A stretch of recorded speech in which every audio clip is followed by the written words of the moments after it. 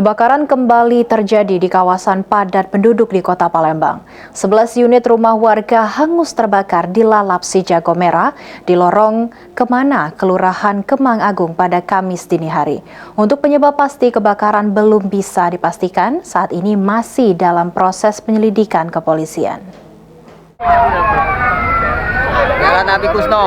Seperti inilah rekaman video amatir warga yang memperlihatkan detik-detik saat terjadinya kebakaran yang menghanguskan belasan unit rumah warga hangus terbakar dilalap si jago merah.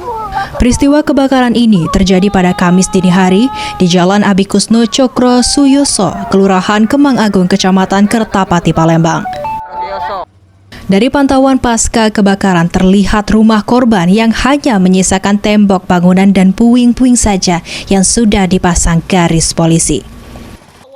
Warga setempat bernama Kartika Sari mengatakan, peristiwa kebakaran terjadi sekira pukul 2 waktu Indonesia Barat. Saat itu ia sedang tertidur mendengar teriakan warga sehingga bergegas keluar rumah.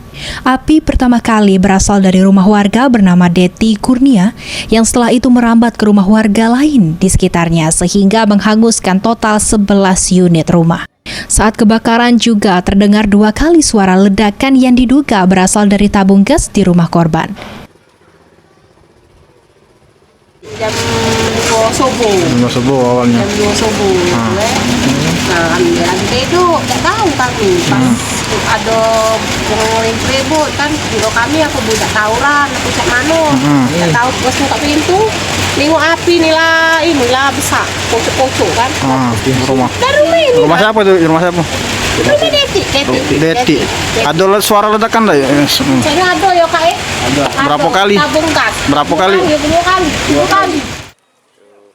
Sementara itu, Babin Kamtibnas Kertapati Aibtu Awal mengatakan untuk penyebab pasti kebakaran ini masih dalam proses penyelidikan dan tidak ada korban jiwa dalam peristiwa ini.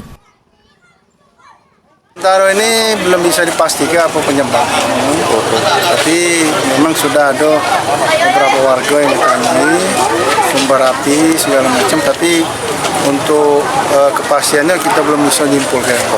Untuk penyebabnya juga, apa sumber apinya, asalnya apa, dari listrik atau dari gas atau apa, itu masih dalam penyelidikan.